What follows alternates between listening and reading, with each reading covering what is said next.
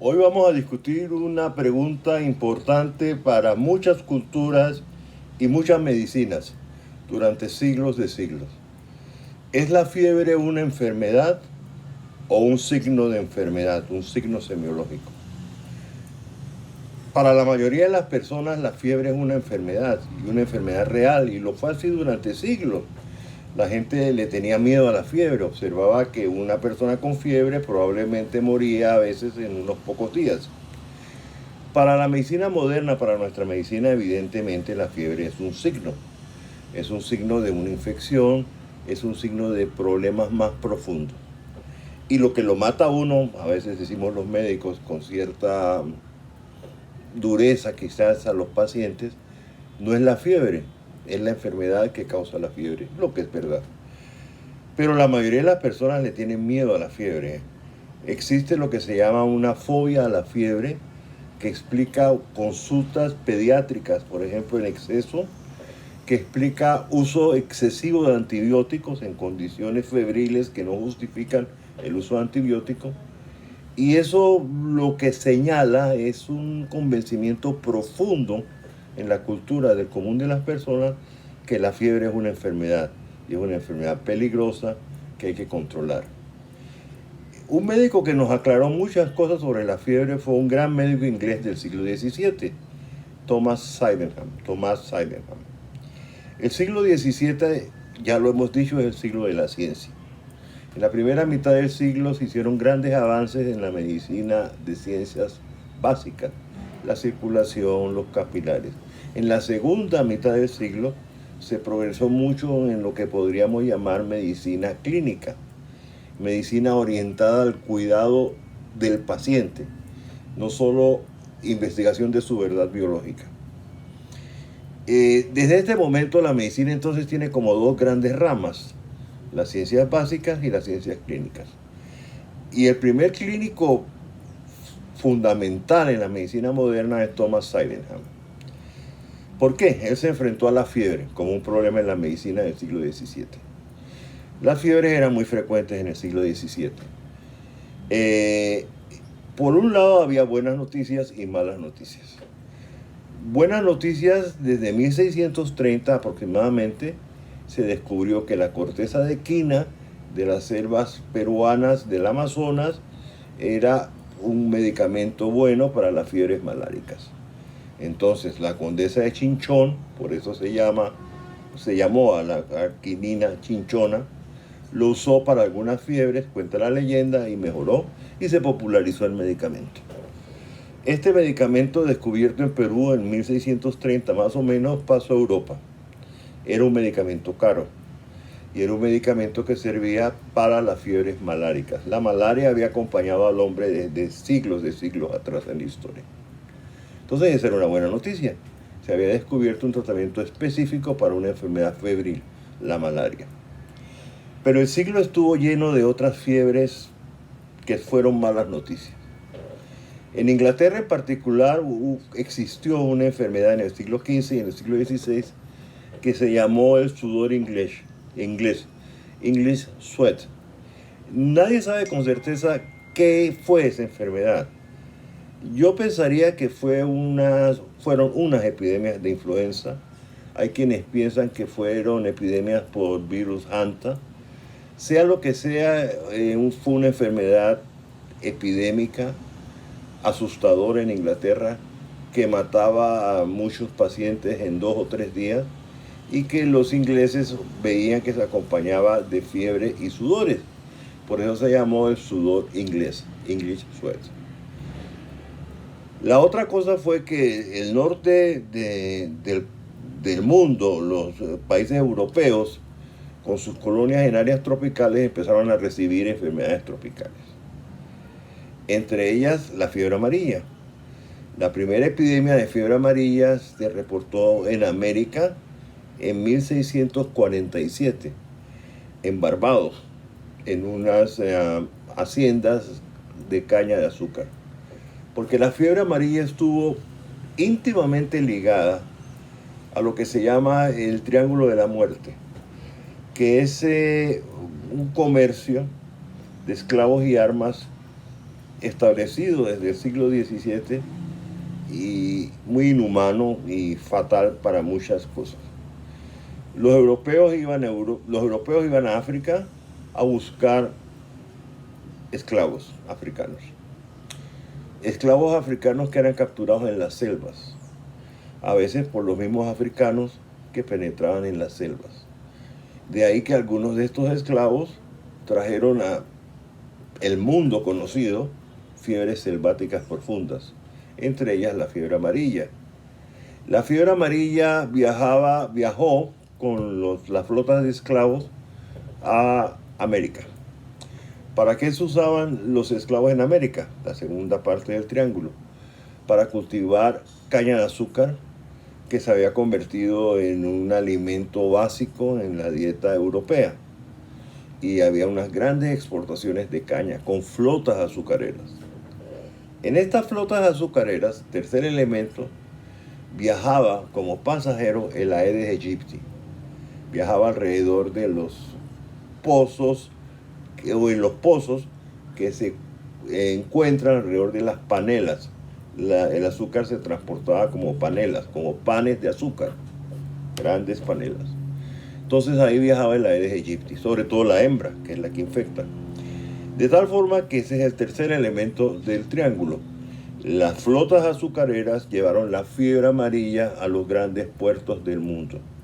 Puertos de Estados Unidos, Filadelfia, Nueva York, puertos de Europa, Lisboa, Cádiz, Sevilla, Inglaterra, Londres, Holanda, Alemania.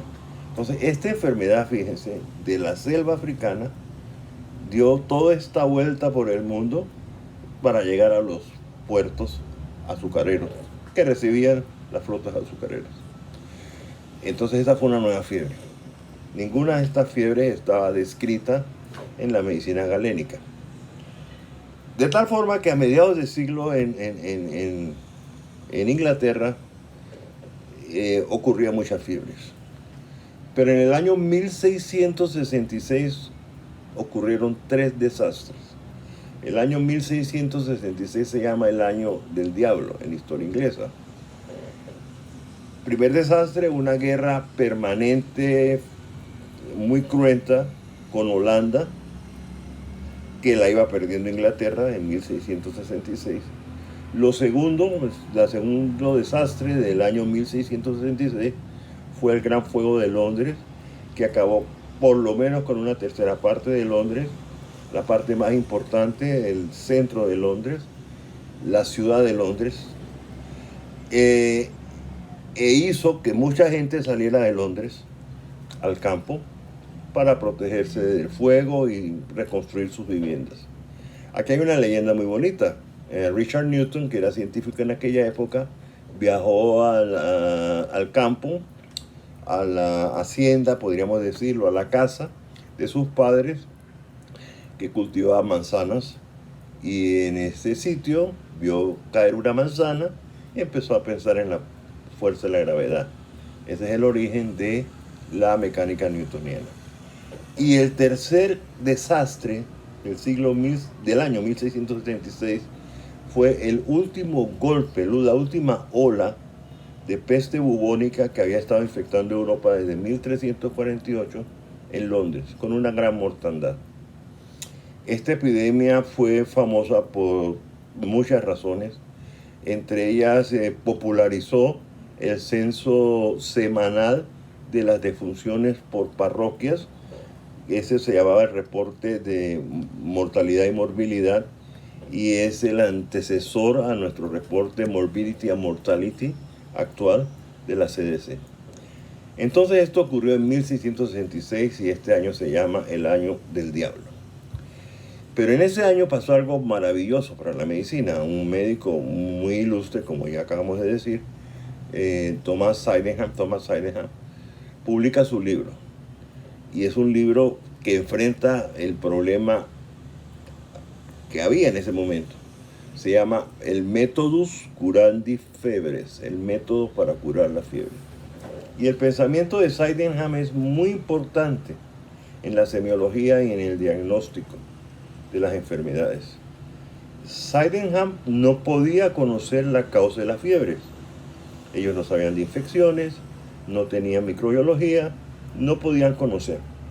Entonces lo que hace es clasificar las fiebres y por la descripción cuidadosa de la fiebre, entre ellas la cuadrícula de temperatura que nosotros conocemos, eso comenzó con Sydenham, la curva de temperatura, diagnosticaba fiebres. Él la dividió en 4 clases: fiebres estacionarias de estaciones del año, fiebres intercurrentes en cualquier momento del año, fiebres epidémicas de epidemias focales y fiebres irregulares que ocurrían en cualquier momento. Clasificando las fiebres, él descubría cuáles fiebres se podían tratar con qué tratamiento.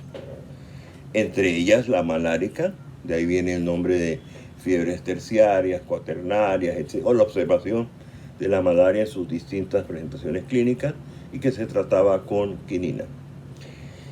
Es muy importante el pensamiento de Sydenham, sobre todo la filosofía con la que él ve el problema. Miren, cualquiera de nosotros nos dicen en un hospital hoy que hay un paciente con fiebre y lo primero que pensamos es ¿qué causa la fiebre? ¿Cuál es el germen que está produciendo la infección que causa la fiebre? Sydenham no tenía la posibilidad de conocer ese microbio. Entonces lo que él hacía era descripción cuidadosa de la enfermedad, clasificación de la enfermedad y correlación con tratamientos conocidos. Ese tipo de medicina es una medicina anetiológica, una medicina que no privilegia necesariamente siempre el conocimiento de la causa de la enfermedad.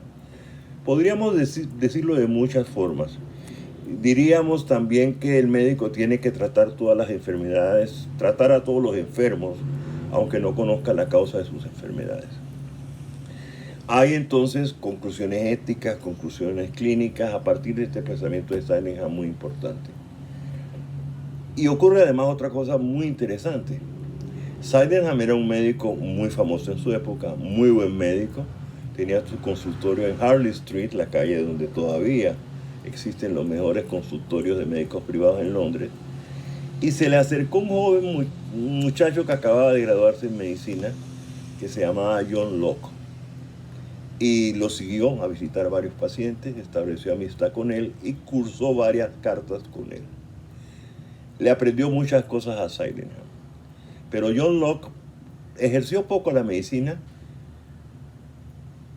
porque se convirtió en un filósofo fundamental en el pensamiento del occidente. John Locke es el famoso filósofo de la tabula rasa, que nacemos como tableros limpios, que todo lo que conocemos lo conocemos a través de los hechos y de nuestras experiencias. No nacemos con ningún conocimiento.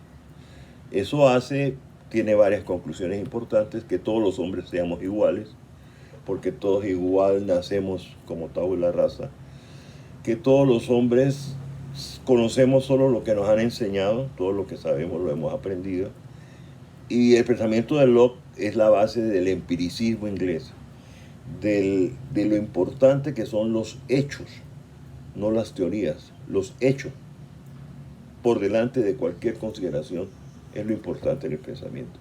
Pues Locke, como digo, fue médico, fue discípulo de Sydenham, y eso yo diría que es la mejor herencia de la medicina de Sydenham. Además de su tratamiento muy racional, semiológico, epidemiológico de las fiebres. ¿A qué conclusión llegó Sydenham con las fiebres? Una conclusión muy interesante. Sydenham dijo: la fiebre es la máquina que la naturaleza saca al campo para destruir al enemigo que nos ataca. Eso está muy cercano a nuestra visión de la fiebre. Es un signo semiológico, pero señala una respuesta inmune ante infecciones que estamos combatiendo. Repito, la fiebre es la máquina que saca la naturaleza al campo para luchar contra el enemigo que nos ataca. Entonces Sydenham fue muy intuitivo en su pensamiento médico.